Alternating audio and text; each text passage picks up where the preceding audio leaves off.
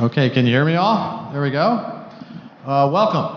I've done a few of these panels over the years. I'm very excited about this one because we're looking at 5 people who really are travel visionaries. No pressure. No pressure. You have to say visionary stuff. But I'd like to get each of you in turn just talk very quickly about your companies and what you do. And let's start, Leigh, with you on the end. All right, geez, I thought I was going to be last, but I'll kick off things first. My name is Leigh Barnes. I'm the Chief Customer Officer at Intrepid Travel. For those of you who don't know, Intrepid's the world's largest provider of adventure tours. We focus on sustainable, experience-rich travel, and I'm lucky enough to have what I think is the best job in the world. I focus on ensuring that we create the best travel experiences ever, and that's the best travel experiences ever for the customer, best travel experience for the community, the people we interact with, and the best travel experience ever for the planet, to ensure that our trips are sustainable and that we're having a positive impact on the planet. Lisa. Hello, everyone. Good afternoon. It's a wonderful, beautiful day in New York. And good afternoon to all of my esteemed panelists. I am the CEO of Celebrity Cruises. I have been in our company for 35 years. So, going on 4 decades. I've seen a lot that's gone on in this industry. Our company, as you know, is Royal Caribbean Cruises Limited, and we have a myriad of cruise lines under our umbrella. Celebrity really focuses on modern luxury travel, and we do it in a way that's built on a foundation of purpose. The things that we care about in the world are equally important to us as the amazing vacations that we offer. We primarily focus on inclusivity, gender equality, sustainable travel, sustainable tourism, and working on technologies, systems, and alternative fuels that help us ensure that the world in which we operate and the oceans in which we sail are preserved for generations to come. Wonderful. Matthew.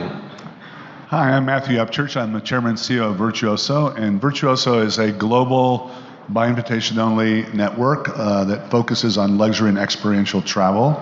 It's made up of 2 sides, the Virtuoso members and their advisors, of which there are almost over 22,000 around the world in 54 countries, doing over $30 billion worth of sales, and then a hand-curated group of luxury experiential partners, great partners with both these folks right here, for example. And our whole remit is about how to help the advisor be the best at creating the most unique experiences, personal experiences, and being able to make independent entrepreneurs be able to compete on the world stage and delivering some of the world's most amazing experiences. Thank you.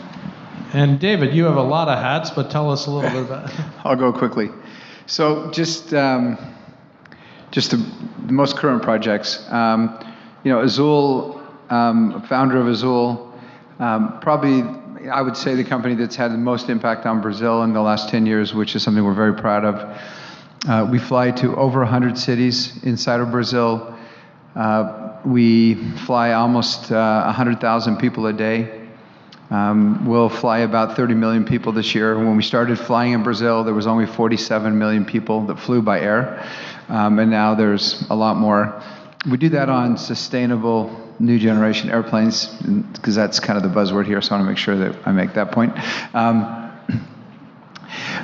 We've just announced service to JFK, starting on the 15th of June, and so you got to try it out. We fly to Orlando, we fly to from Fort Lauderdale to our hub in Campinas, just outside of Sao Paulo. And we're also, we fly to Portugal and to Oporto and to Lisbon as well from Sao Paulo, which takes me to TAP. About 3 years ago, 4 years ago, 3.5 years ago, we privatized TAP Air Portugal. It's been a great project for us. We love Portugal. Portugal was never accessible to the United States. It was accessible to Brazil, where TAP had 10 destinations, but only had 2 destinations in the United States. Today in North America, we're adding our 9th destination from there, and it's made Portugal really bloom and do great things. So we've added some new sustainable airplanes. Part of the problem with TAP is it was owned by the government, which wouldn't allow it to fund it because of EU non-competition rules, state aid rules. So last year we added 18 new fuel-efficient wide bodies, the 330-900. Leigh's flown on those, and so we're very proud of our product. We're very proud of the passion of our people, and we're doing great things for Portugal. And Portugal needs a great airline, and TAP is a great airline. And then lastly, we're in the beginnings of founding a new airline in the United States, codenamed MOXY. Marriott, don't get upset. We're not going to name it that. I'm sure they'll lend it to you for a while. Yeah, sure. That's our code name. So as long as it's code name, I think they're okay with that. And MOXY is going to be a unique airline. I've said this before. The high touch. When I started JetBlue, it was kind of a customer service airline, just happens to fly airplanes, which really resonated with people. Well, the world's changed a lot since then, and so I'm saying it's a technology company that just happens to fly airplanes. So we're going to try and do a lot more on our apps than others do, but we're also going to fly routes that nobody else flies. We have some 195s, Embraers, but we're also going to get some 220s that will start coming next year, brand new.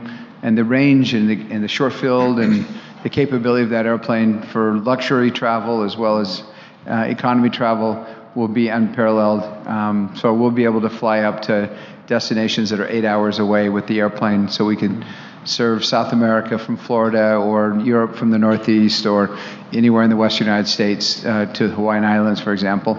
But also, I think there's a play here where I've seen what access can do. Access, being able to get people into places where you can't get to, and what it does to real estate values. And I saw Ryanair take people to the south of France and saw the French cottages be purchased by all the Brits, and see those increase in value. So we're going to try and participate in some of that. And so we're talking to some really key areas that don't have accessibility today, especially during off-peak seasons, to see if we can't work those two things together to make it really great for our customers and more convenient, so people go more often. So on sustainable airplanes. Yeah. So well, that's a lot of stuff going on. That's it. That's all. No other airlines.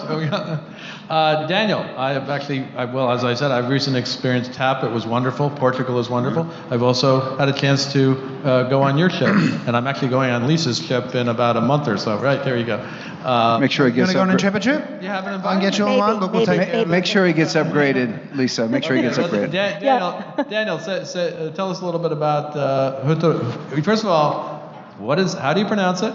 It's called Hurtigruten. Hurtigruten, all right? Everyone say Hurtigruten. Everyone say Hurtigruten. There you go. Tell us a little bit about, because you've transformed what was essentially a Norwegian coastal ferry service voyages into an expedition.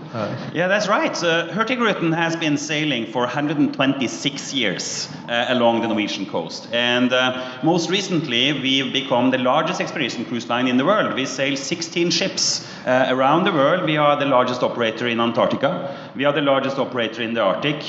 We are all about great experiences for our guests. And we also feel very, very passionately about the areas that we sail in. We want to give back, we want to protect them, we want to sail in the most sustainable possible way, because these places that we sail to, Antarctica, Svalbard, Greenland, Arctic Canada, Alaska, the Norwegian coast, they're so beautiful.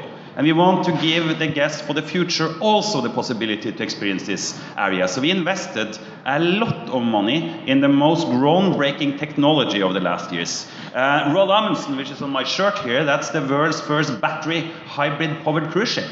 Its ability to sail emission-free for an extended period of time. And you have a second one coming out. We have a second one coming out, the Fridtjof Nansen. We are investing in biogas. Others are doing LNG conversions.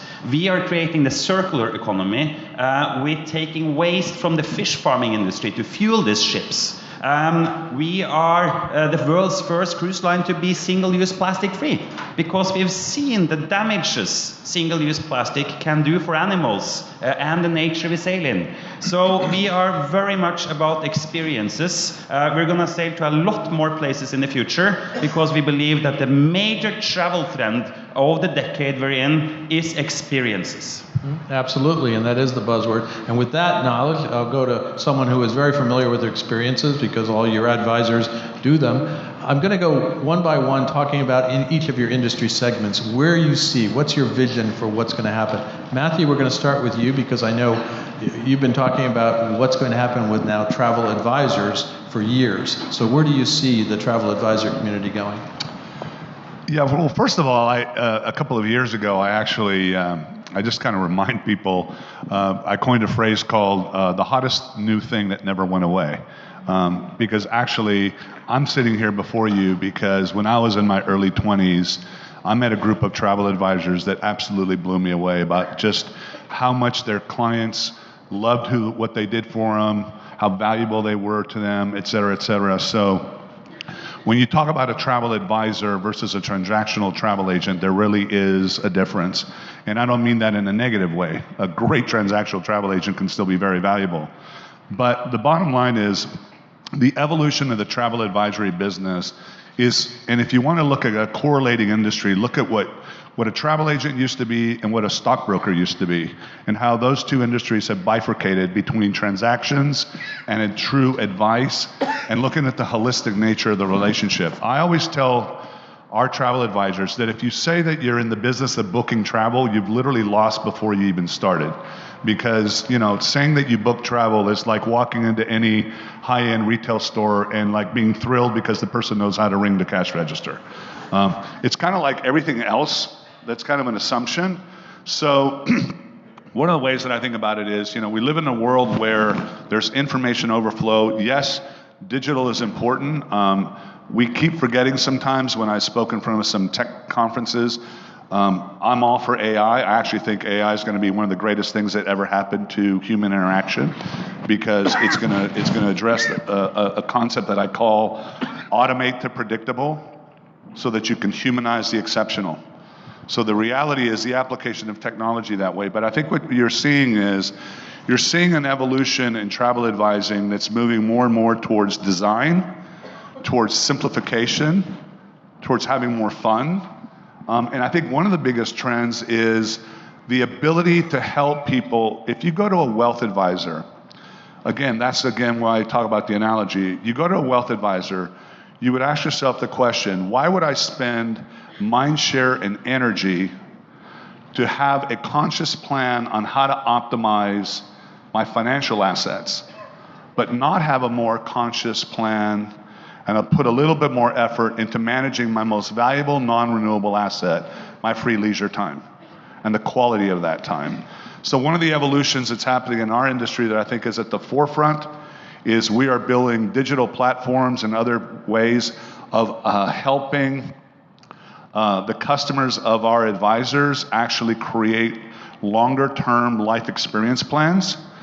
We've built digital apps where the youngest person to use it is 6 years old, and the oldest person to use it is 86 years old, and it's actually capturing the life experiences and ideas that people want to do within a family, and creating all kinds of really cool conversations around the family table.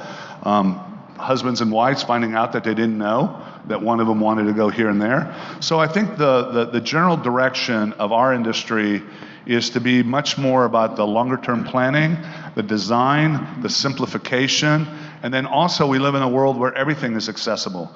So for example, 20 years ago, we had this quote unquote secret sauce that we had all these special guides and all these special resources around the world, and now there's findaguide.com. So the battle is no longer going to be I can find a guide, but you don't have my guide. And I believe in something else that's very powerful. The power of human connection in actually improving the experience of a customer. The quality of the relationship between two people can actually improve the quality of the experience for the customer. I call it, you can't take the human out of humanity. So if I've actually spent time meeting people around the world because I don't just know that hotel or I don't just know that, but I have a relationship, something magical happens. So we're focusing on human connection, on the ability to use digital platforms to actually improve long-term planning, connection, and it's a really exciting time. And I think one thing that our profession has is that the diversity of our advisors matches the diversity of the clientele out there. So the ability to be able to express nuances of value intergenerationally, culturally, etc., is very important going forward. Oh, great. And I've watched as Virtuoso has grown and changed. Lisa, I wanted to tell us a little bit about your vision for the cruise industry, because you've taken sort of larger premium ships and really kind of turned them on their head and done different things with them, and you have a new one that's going to come out. I'm sure it'll be the same thing. Yes, thank you. Our ships are actually, there are approximately 3,000 people on each ship, and believe it or not, in the big scale of the industry, they're medium-sized ships. And right now, compared to your sisters. Yeah, they're small actually compared to that. But when we were looking at what the next generation of ships for Celebrity were going to be, we really thought long and hard about what our brand historically had been, but where it needed to go and how it not only needed to transform Celebrity, but we really needed to think about how we transformed the industry.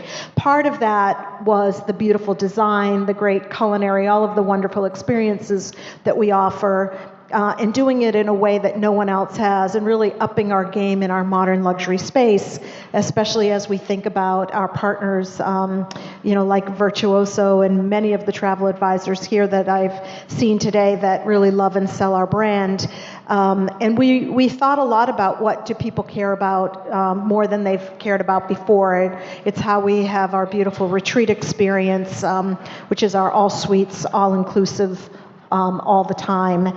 And we also thought about what do people care about outside of those things, as I had said in my opening. And when we thought about Edge, we thought about how do we make it a more sustainable ship than before. We incorporated a lot of new technologies to improve our fuel efficiency. It's 20% more efficient. We redesigned the bow so that there was less, it was floating through the water much more easily and burning less fuel. We also opened Celebrity Edge, and we'll open Celebrity Apex with the complete elimination of single-use plastics for all of our guests. And we really thought about how we could improve the gender balance on our ship, and that's why 30% of the bridge crew are women and 37% of the hotel crew are women. And your captain is a woman. Captain Kate. Captain Kate McHugh, the first American woman to ever be the captain of any cruise ship in the world, and still the only American woman to ever be the captain of a cruise ship on the world. And we hired Nicolene, who's the first woman from Ghana, Africa, to ever work on the bridge of a cruise ship. And she was told, go home, give up your dream, and oh, by the way, women are bad luck on cruise ships. So, we've worked really hard to ensure that we take a different position and a different point of view in the world. And the one thing I've noticed about that, when you talk about transformation and innovation, we knew it was the right thing to do, and we believed people would care about it. But what has happened in a disproportionate way than even I expected, and it was me that was really thinking about this and driving this based on everything I know about our traditional industry, is that travel advisors and consumers care about what we do in the world more than we even thought they would, as much as they care about our award-winning fleet of ships. And so that, really fits nicely into what we're talking about here today, because that is the future. That's where consumers are going to go.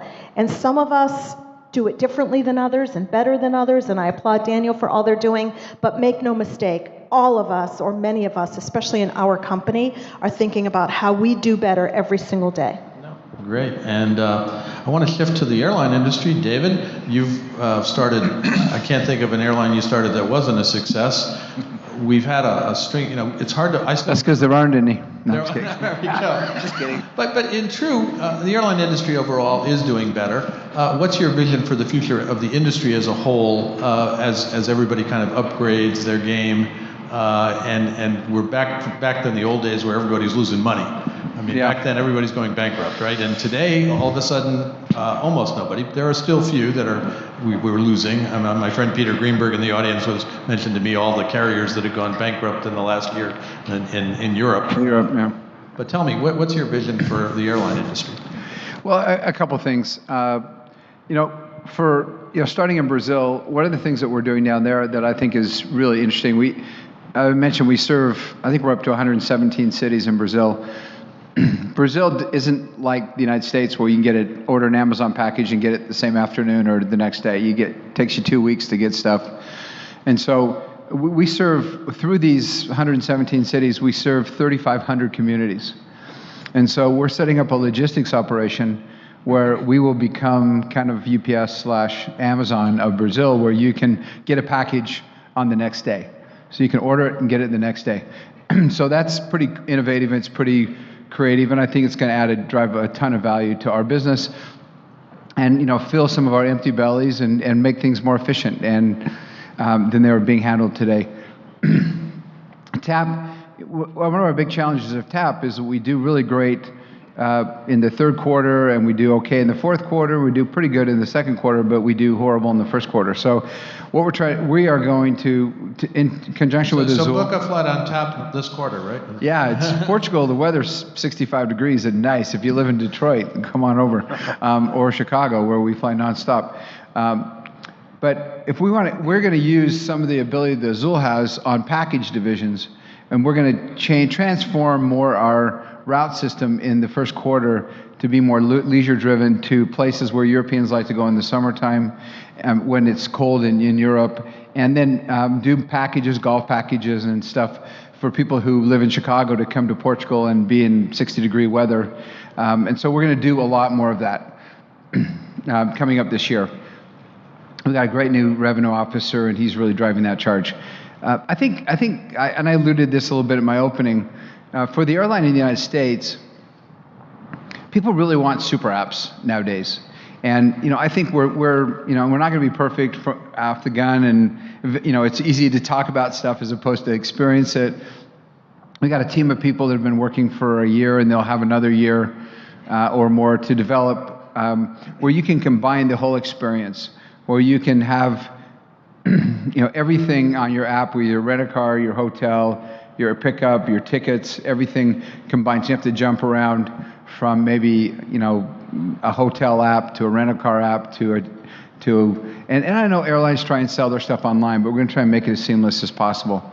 And so that's really one thing. But also, the shared economy thing is really interesting, and I think it's created a ton of opportunities. To the other thing I alluded to, in really being able to take a snowbird who wants to go live in a place that is not as cold as where he lives, maybe 40 degrees warmer, and then have it be a peak season place where this person can actually buy a place, stay in it 6 months of the year for free, basically, rent it out the other 6 months of the year, either through VRBO or Airbnb, so we can help them do that. And then we can give them, if they buy it through us, we can give them free airfare to go back and forth. Give them a gold ticket and say you can fly free back and forth. Pretty good deal. I think I'd go for that. Yeah. And some of them maybe live in higher tax states than the others, so if they live 6 months in one day, they could even save on their taxes. Who knows? I mean, there's a lot of possibilities there, but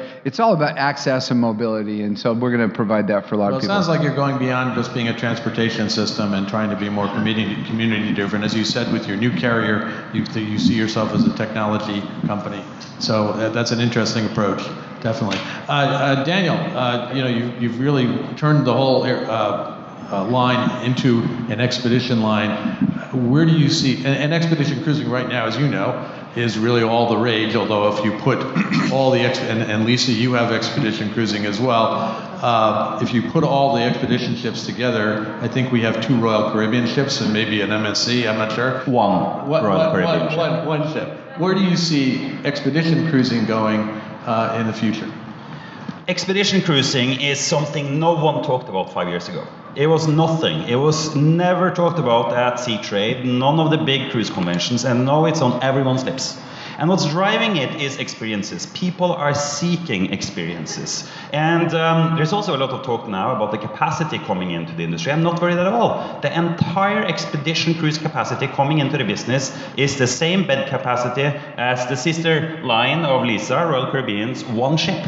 So it's more than enough demand to fill those ships. I'm not worried. But a few trends for the entire travel industry and the cruise industry in particular that we see will be defining choices going forward. One of them is communities. We as an industry need to give back.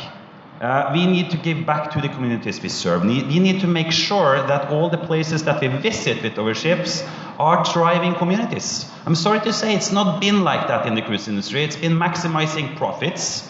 And you're basically leaving communities behind without anything of the value generation. But I think it's changing. It's changing now. It is changing, and we have to change because a good place to visit is a good place to live. So in order for our guests to have a good experience and not being thrown eggs after when they come, we really need to make sure that we are guests in these communities. That's a big trend. I hope the entire cruise industry goes in this direction, and we are certainly doing it. We are very much about giving back to these communities because we are guests. Another thing that you'll see, and which is not talked about that much yet, but will be on the radar, is food. Also sustainability within food. People will eat more healthy, and people want to eat in a way that doesn't harm the environment. So that's also going to be a mega trend of the next 10 years. We've changed our menu to accommodate that. We changed our menu. It's great food, but we also tell the stories about utilizing the full animal, not food waste, about utilizing a lot more food that does not harm the environment. Overcrowding. It's the elephant in the room that no one in the cruise industry wants to talk about. But when you discharge 3 ships with 6,000 people on board into a small community, it's not a good experience for the people who live there. It's not a good experience for the guests on board the cruise ship. It harms the industry, and it harms everyone who is trying to sell great trips to their guests. So this is just something we need to tackle. My take on it is that the biggest cruise ship is already ordered. The ships need to go down in size. Otherwise, some of them are now. I think. Lisa, you're like half the size. Thank you, James. Yeah. So no, it's true. very I think we need to size. be measured in how we talk about some of these 3,000 people is things. still a lot of people. So we need to handle that to give the good experiences that we want to give to our guests. Yeah. And overcrowding is a challenge the entire travel industry needs to handle. That over-tourism, we call it here, as well, overcrowding, over-tourism. And I know but it's, in general, I just want to summarize. I think the travel industry has some really, really good years ahead. If we can tackle these issues, if we can give these great experiences to our guests, we have a thriving future. When there is a lot of speak about the challenges of the travel industry, about pollution, emissions from aviation, from cruise lines, my take on it is that without travel, the world would be a much more dangerous place. There would be a lot more wars fought.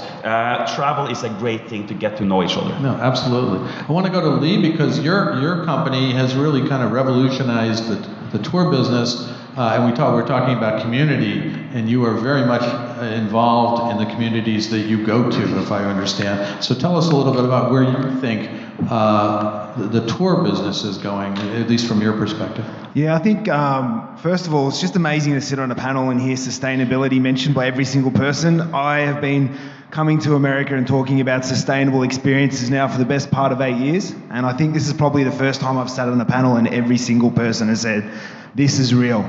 We need to do something. And people travel for experiences. And I don't think it's ever happened before. I've sat on a panel and had this conversation. So cool, awesome that we're saying it. It's fantastic. But in many ways, the future is now. And we've reached a point where we all need to be taking action. And there's 2 particular components, and community is just one of them. As a tour operator and as an adventure operator, we need a social license to operate. So if communities don't want us there, we actually don't have a product.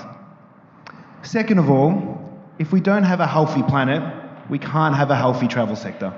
2 absolute fundamentals for everyone in this room in the travel sector. Those 2 things are absolutely truths. And I think we've all gotten on the same page now and understand that this is absolutely integral.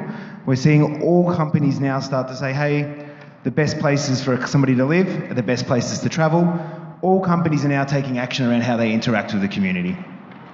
I think that step's being taken, and I think that's moving forward. I think the step where we're going to see the biggest changes from a few looking into the future is going to be around the planet, I think we've all talked about fuel. I think we've talked about food. I think wildlife have really dropped off the back page about what we're talking about. I think we'll see, the trends we're seeing is that people are wanting to travel for wildlife interactions. They're wanting to travel to get out and see nature, go trekking. So I think that that's going to rapidly increase how we interact with animals, how we engage. So I think the big focus and the biggest change we're all going to see, all of us are going to see over the next 5-10 years, is how every single business interacts with the planet. Yeah. From a branding point of view, the biggest change I've seen, and this is going to happen faster, tour operators and experienced businesses are going to push into other sectors. They're going to go into hotels, they're going to go into ships, they're going to go into all other sectors. You're going to see a rapid expansion from tour operators where experiences are what they do. And on the flip side, you're going to see brands and other businesses go into experiences. We've seen specifically last week, we now operate a range of trips for the New York Times. This week we launched a range of trips with Lonely Planet.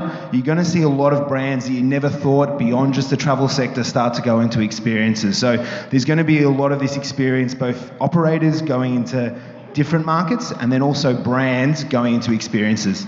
Okay, that's great. I want to drill down on that sustainability thing. We've been talking a lot about it. I've been chatting with Matthew for a few years now. I think, Matthew, you said at one point, if we can make sustainability profitable, that's where we win. It is. Yeah. So Matthew, talk us along that, and then I want to ask Dave, because airline industry is David. Just what how airlines can help out in this, right? You already talked a little bit about how you're being community driven, but let's start with Matthew on what you're doing on the travel agency side. Well, I hear you, and actually we, in our particular role, since we own nothing, we actually thought ourselves. We started looking on and focusing on the sustainability story about 10 years ago. Our particular philosophy is start where you are, and I'd rather see 95% of the planet take one step forward than 5% of people trying to get it perfect to a standard that keeps shifting. So shame and blame, in my particular perspective, does not work. There's proven science that says that human beings will not change their actions except for a very short period of time based on fear. We got to actually show that there's something better at the end of this process, and let's quit the shame and blame and move there. So our perspective at Virtuoso was very simple. We have, we're really happy to have Intrepid, for example, and the things that Lisa was talking about was value-based businesses. That's a real thing now. There's starting to be a real shift. And so our particular perspective was, in what we do, is how do we shine a light on those partners of ours that are doing some of the world's greatest work. And when we talk about sustainability, I just want to remind everybody that sustainability is not just the planet. It's the planet, it's the benefit of local economies, and it's the preservation of natural and cultural heritage. So it's three things, right? So our job is to try to tell the story so that those people doing the best things are the most successful. Back to this idea of a virtuous cycle. And in fact, I was in London late last year, and Dr. Picard, who's the gentleman that flew the first solar airplane around the world, was talking about that. He says, we got to quit doing that. We got to show a better perspective. For us, it's about telling that story, about making it easier. From the perspective of a consumer, I was again in Europe recently, and the question was asked, well, what are your clients talking about? What are they saying about sustainability? It's a hot buzz topic. And every one of these advisors, a lot of them were young advisors, right? Well, nobody's really asking for it. Nobody's really specifically coming in and saying, give me a sustainable trip, right? And finally, I couldn't stand it, and I had to speak up, and I said, this is a leadership thing.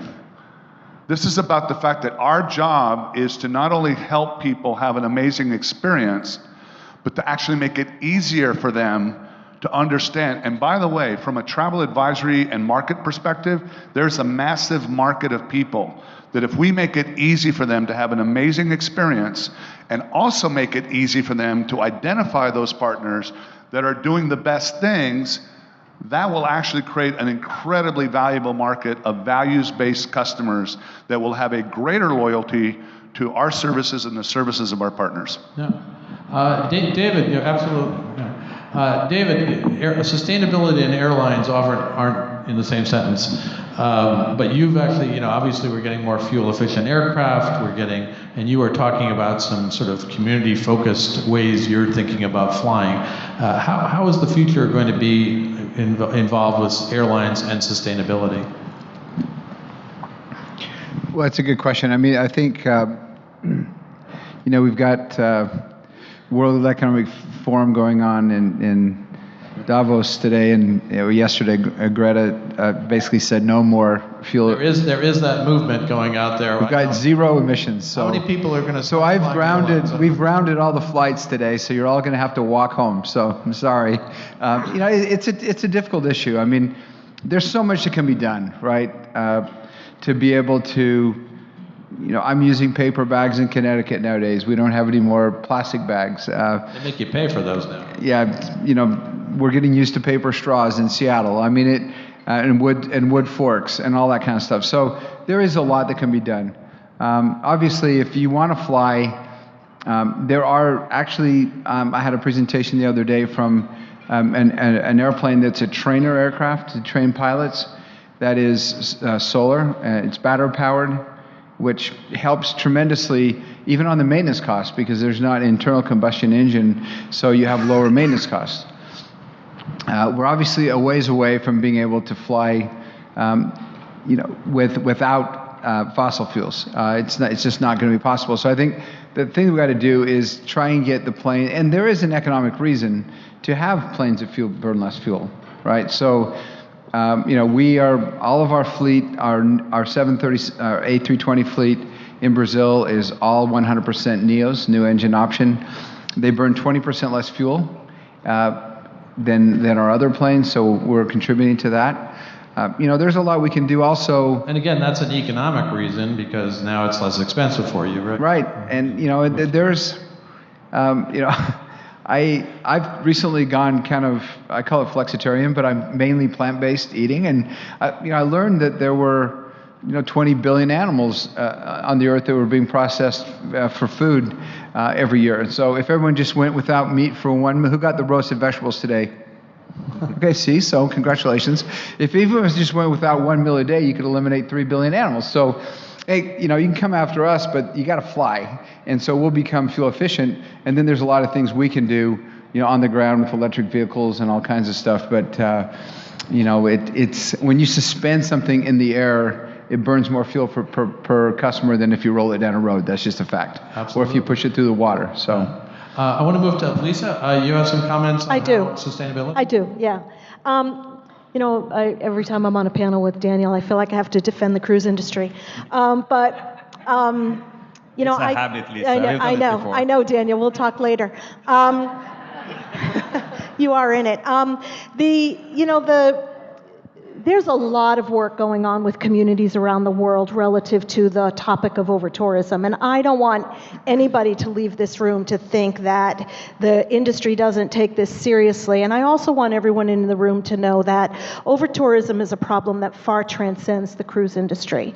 CLIA, who's the organization that we all work with as an industry, is working diligently across the globe, primarily focusing on 4 different ports in Europe right now, and we have partnered, Celebrity Cruises has partnered with them to do the first positive impact tours to address some of the biggest issues that some of these places have with just the numbers of people, but not necessarily the numbers of people. It's really how they're dispersed. And I think that's the big opportunity. And make no mistakes, everyone we talk to really wants our guests to come. It's critical to their communities and to their economic livelihood. We just need to have more conversations. I completely agree on that point, where we have to be partners. We can't just show up and leave. We have to engage in these communities, and we are working really hard to do a much better job at that. I want to just finish with one story, and I'll make it quick, because Matthew, you talked about economic impact and how important it is. We visit a port in Alaska called Icy Strait. I was there on one of my president's cruises, and I met the CEO of the Huna Corporation, Russell. And they did this big celebration for celebrity because it just so happened on that day, it was the 1,000th call on Icy Strait, and it happened to be a celebrity ship. And the first call, I think it was back in 2004, was on the Celebrity Mercury, also a celebrity ship, and they wanted to celebrate and thank celebrity for that. But more than that, Russell was telling me the story about Icy Strait. Icy Strait was a dying community. The tribe that founded the community was becoming extinct. Young people were leaving to go to Juneau, and they weren't coming back. There was no future for them, there was no livelihood for them, and they were embarrassed by their culture.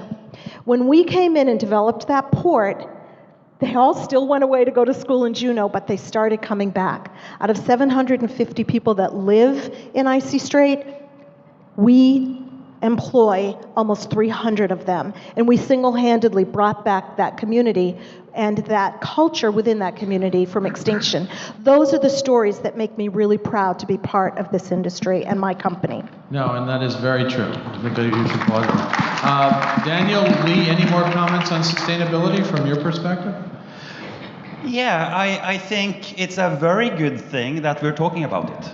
As an industry, we are dependent on these areas actually being able to take us for another few hundred years. And me and Lisa, we disagree on a lot on the cruise industry. So thank you for coming with that. But it's going to be a topic that really affects the client's decision to make purchases. What I really hope for the entire industry is that we're going to be able to see through greenwashing attempts. Because it's going to be a lot of greenwashing, as it now is a topic on everyone's minds and lips. And I mean, Leigh, to credit you guys, you were carbon neutral in 2007, 8, 9? Yep. Yeah. So good.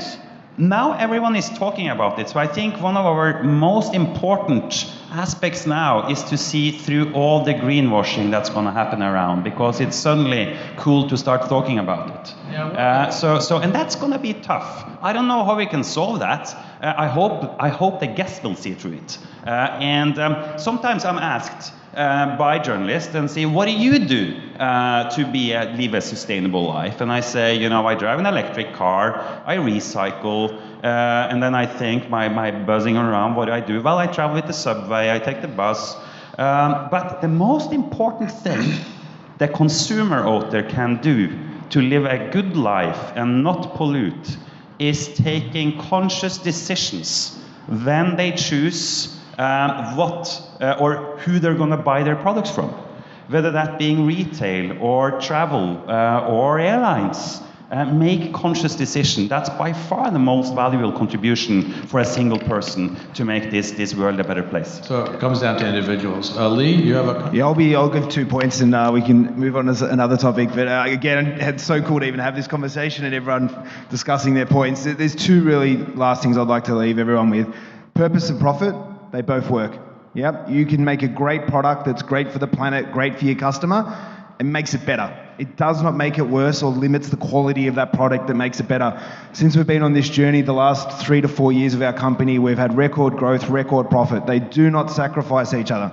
They help each other, they go hand in hand, and they make a better product, and they make a better planet. The second is, and that I'd recommend anyone here that is looking to go beyond greenwashing and understand how you can get some sort of framework or some sort of badge, is to look at becoming a B Corp. We became a B Corp about 2 years ago now, so companies that you may know quite well, like Patagonia, Ben & Jerry's, and it's a stamp that says your business is being a force for good for the world. And it ensures that you're looking after your workers, it ensures you interact with the community in the right way, you're transparent in your governance, and it's a really clear way for you to be a better organisation, to understand around how you can improve your impact, and it's also a clear signal to customers if they're looking for a way to navigate, which can be a pretty confusing marketplace from a greenwashing point of view. Absolutely. Now, I want to go to another question. I'm just going to throw it out there. We talked a little bit about over-tourism. We have more and more travelers coming into the market. We have more and more people who are upscale travelers coming into the market. And the buzzword is all about experiential, transformational. We got to create experiences from it all. But we have more and more people. How do you, as you have more and more people come into the travel market, how do you give them those experiences, Matthew? Well, I actually I was asked to be on an over-tourism panel like 3 years ago, and it's like getting that invitation is like being asked to be on, a firing line kind of. I mean, it's an intractable, amorphous, difficult, almost impossible subject to really try to find some sort of an answer to. And I really thought about it long and hard, and and I think it was you were actually, it's mentioned in different perspectives, and it finally occurred to me. I think what we label the over tourism, we have a role to play as the quote unquote providers or senders of the visitors, but I actually believe now, after all these years of thinking about this, that it actually comes with community self-determination. Those communities need to determine what is, who are we to say to somebody what is right or wrong for them, right? So the reality is, I think it really needs to start with community self-determination. So the reality is, if Amsterdam decides that they don't want groups of more than 15 people at a time, that's self-determination, whatever that. So we need to be respectful. So I also think that one of our responsibilities is to teach our travelers that there's this balance between self-determination and respectful tourism. Like, what is expected of our visitors? You are a guest, you are a visitor to that destination. So I believe that it starts with the self-determination and then the ability to collaborate with those destinations. Yeah, it's a super interesting point that, like, I was at a conference recently in Victoria, and the community was talking about what's important to them, and if they focus on that, tourists come. So the DMO was actually saying that they don't spend money on advertising as much anymore. They're actually taking that money to feed the orcas, because the orcas have been starving. So the DMO is actually going, hey, as a community, what do we want? They want healthy orcas, right? Healthy killer whale population. And because now they're buying the feed for that, now that community is coming back, they're getting tourism. So it is an excellent point. What does the community want? And then what happens beyond that? So I think that's a really interesting point. There's lots of cool examples of that happening all over the world. Lisa?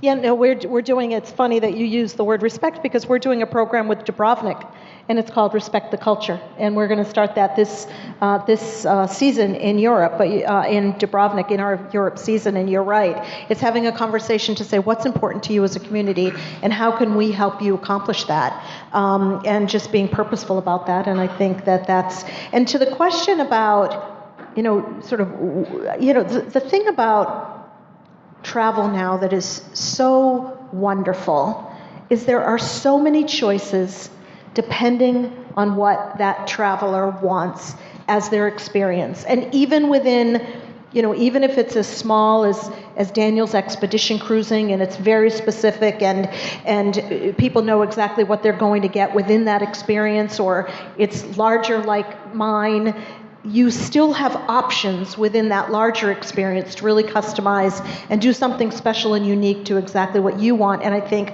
a lot of providers are offering that because different people want different things in different places, within communities and within the places that we visit. And I've never seen such a wonderful response to that than in our industry. And it really is then up to the consumer. And to Matthew's point, it helps us as the provider do the right thing in the communities, because we are taking a proactive approach to how we navigate all of our guests or customers within these communities. And that just makes for a better situation, everywhere we go, for everyone who goes there and everyone who lives there. Yeah. David, you had a comment on this? I just think, that makes a perfect point. I mean, I was in the Dominican Republic over Christmas with my family. I love the Dominican Republic, and they're really suffering because, the deaths because of the mini bottles and the tainted alcohol that people had. And these are good people that work really hard, and a lot of them have lost their jobs because of an unfortunate incident. It is amazing. It's kind of pompous. That snowballed, that whole crisis, and I it still was don't crazy. quite understand that. But it's kind of pompous for us to sit up on the stage at the New York Times, politically correct travel show and talk about over-tourism when these people need the jobs. Let them determine exactly what they need. We shouldn't be determining what it is. And what our focus is, I think there's a great opportunity when we took over TAP, there was literally 7 flights a week you could fly from Lisbon to Portugal during the off-season. And then the minute the on-season comes, it comes with 40 flights or 50 flights or 60 flights a week. And my focus has been on the off season because that really helps the people on a year-round basis. And so that's what we're doing, in these isolated places. There's one airport we're looking at, 58 flights, a day during the on-season, 8 flights on the off-season. Well, let's go year-round. Let's help these people on a year-round basis. Rooms are less expensive. You can rent things for cheaper. It's a great experience. The weather's still really good. It's just, so I think we need to focus more on the off-season and help smooth out the travel demand, and that will help. Maybe things during the peak season as well. No, and absolutely, that's part of sustainable travel, and it's part of all that. Dan, you have a comment on over-tourism and how? Yeah, I'm quite positive on over-tourism actually, because I think we're going to see huge changes over the next decade, and I think one of the things driving it is what Matthew touched upon, is communities taking their own control. So communities will take control on what kind of tourism they want, and that will be tourists who generate jobs. That will be tourists that don't harm the place, and you'll see a lot more regulations from communities in the years to come, which is a really, really good thing. Bergen is the entry to the Norwegian fjords. They've taken a stance. They say we don't want more than 2 big cruise ships a day, because otherwise the land-based tourism can't thrive. Another thing in IATO and AECO, which is the Arctic exploration cruise companies and the Antarctica cruise companies, we are collaborating to make sure that there is only one ship at one place at every time, so you don't feel the over-tourism. And then lastly, I used to work in David's business for 15 years, the aviation business. Revenue management, it's such a fantastic tool to regulate demand. So if you pair revenue management in ports, in airports, and price these scarce assets higher at a time where there's a lot of demand, we can spread tourism over the year and avoid having these hordes of people in the same time in the same place. So actually I think all these things will play out over the next decade or so, and that it's going to be less of a challenge in the future. But the key thing, the community needs to take control of all their assets, which is their place, their location, and the beautiful nature around it. Matthew? Yeah, one quick comment on that. Actually, sometimes when you specialize in the luxury sector, which is why I also like to talk about experiential, sometimes, it feels a little aloof, but I will do a shout out. I was born in Mexico. When Mexico was hurting, it was the luxury traveler that made Mexico come back. There's a lot of times in the luxury sector, we have done data. This is old hat. Luxury travelers, we don't call it the off season. We call it the cultural season. And the luxury travelers haven't been going to Rome in August for years, right? Or they do. Who would want to do that? Right? And I don't mean that from a negative, but they go, they do different things. So and they help. The role of the luxury traveler a lot of times is not just the amount of money they spend, they're also opinion leaders. They help change mindsets. And I think that this whole idea of being able to spread the business over a larger part of the time, whatever, it's also driven by zeitgeist, right? It's also driven by trends and what's cool and what's whatever. I also think it's a responsibility of the various different governments and destinations to come up with things during these different seasons. Festival-driven travel is huge. There's a whole lot of things that can be done to improve that. Well, we have a big festival at Expo 2020, actually, if you want to go there. But I'll give a shout out there. But that's why you guys get this great space in January for cheap. There you go. It's the off season. Who wants to come to New York in the off season? Well, now we have a reason to be here. It's a beautiful day, David. That's right. I want to talk a little bit about having a vision for the future for travel. For travel is great. It's great, but these all can be visions that'll be derailed by geopolitics, wars, national political situations, environment, weather, impeachment hearings. I don't know. How can Those are helping. Yeah, everyone wants to get away. That's right. How can you, as leaders in your individual industry, sort of help to mitigate the impact of these things? I mean, things you can't control. How do you look at these things and say, what can I do that will help my business, help my customers, help my shareholders? Anybody want to tackle that rather minor question first. Yeah, it's hard. Fires in Australia. Coming from Australia, business is down about 60% in Australia right now. It's pretty full on, in the air's unbreathable, so it's a pretty tough situation. But I suppose, speaking from perspective of a business that goes to 120 different countries, we always have one of those situations. At the moment, China, with the flu, we've seen the effect of some of the tensions between the US and the Middle East, and various different times, from the bird flu and financial crises. I think as leaders, what we've done and what we've tried to do in the business is support our people. We have over 2,500 employees globally, is to be able to support those people.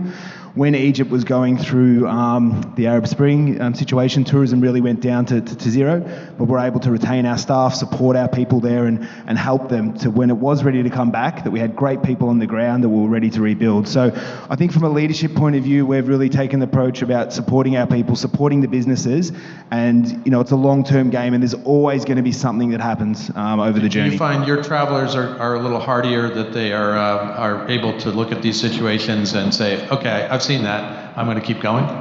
Or they go somewhere else. I think for us, it's the breadth of product. If there is a situation where it's unsafe, we don't want to go there, and the customer sure as hell doesn't want to go there as well. So I think they're very robust, and they'll continue to travel. They'll go somewhere else. But we have a responsibility as well to be safe.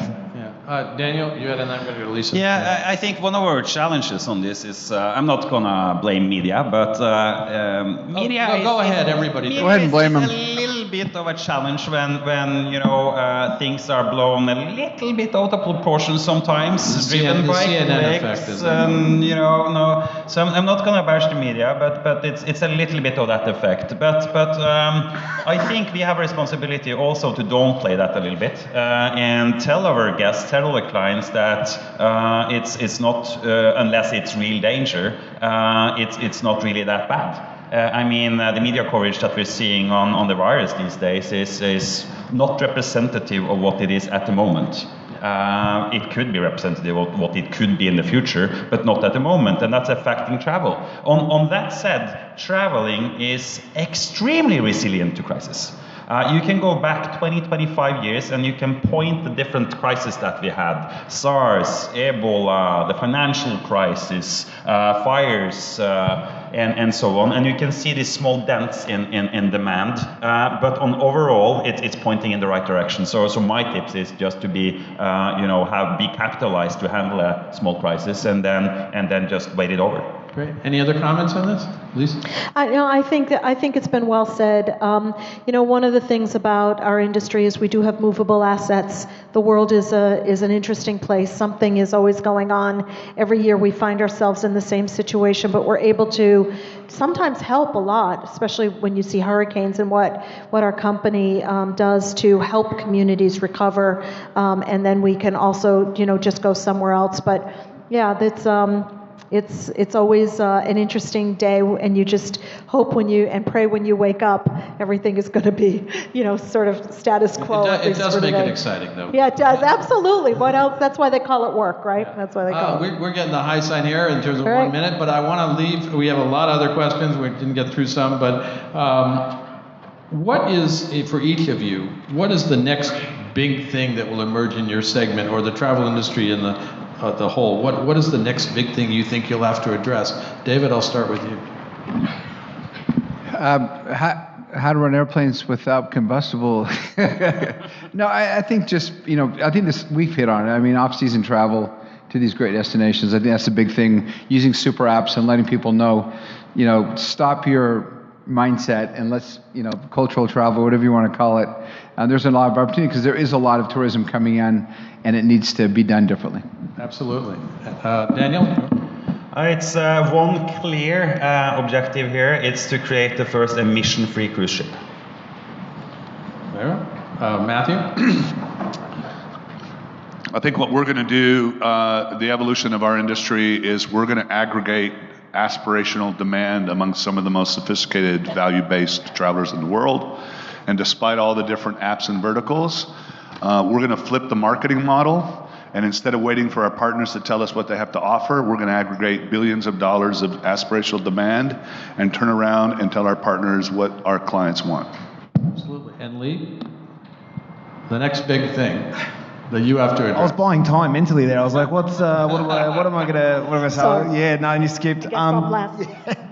No, look, I think the big thing that we're seeing, it'll move beyond sustainability. Two things will happen in this space. Brands will move from sustainability to activism. You'll see more brands and more travel companies really taking stances on what they believe in, to the point here around purposeful, what they believe in, and that's going to drastically change. And then I think the next step will be the idea around regenerative travel. Yeah, so when you do travel, it has if you have an impact, it helps regrow it, or it leaves it better than was found. And I think those two things from a sustainability point will rapidly occur in the next 5 years.